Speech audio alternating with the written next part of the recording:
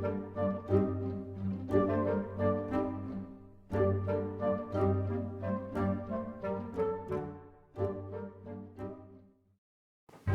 Wargamers, MiniGamePainter here. Just showing you the flying Hive Tyrant that Lady Mech just completed.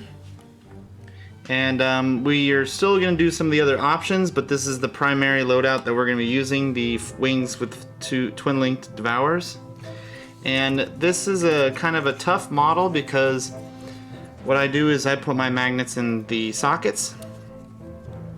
And I actually got this idea from Aceface, in that in order to get a lot of pull and have good storage is you actually mold using, I use Magisculpt versus green stuff, but you can use green stuff.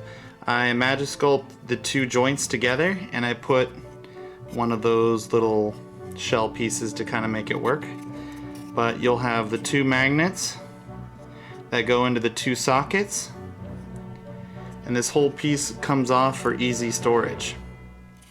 So it came out really well. There's like a hint, like almost like a salmon colored skin associated with his wings. It came out really well. And this is what the model looks like without his wings. Decorative base, a rusty pipe with a little puddle of whatever else that kind of came out. Did some grass, and the rock came out really well. And I stuck skulls in there every so often because I had a whole bunch of skulls from a slate base that I did a while ago for Demon Prince for a customer. So I added a couple in there randomly in the rocks, just to kind of break up the rock face. And on this one, I actually pinned the cork to the base, and then I pinned the Hive Tyrant to the cork pretty deep, but not all the way down, because if you look at this from the side, the hoof is, I wouldn't have been able to pin all the way down unless I jagged. It would have been a pain in the butt either way. So he came out really good. Here's the close-up of the base.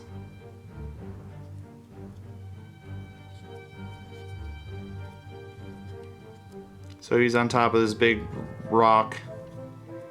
And what I did was I used some more Magisculpt to create the hip area, because this is the flying tail.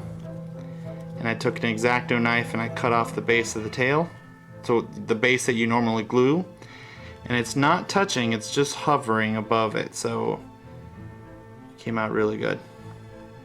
This way I can do the flying Hive Tyrant or the Swarm Lord. We'll see how he plays out with the new codex that came out. Most likely it's going to be the flying Hive Tyrant, but we'll see. So happy wargaming.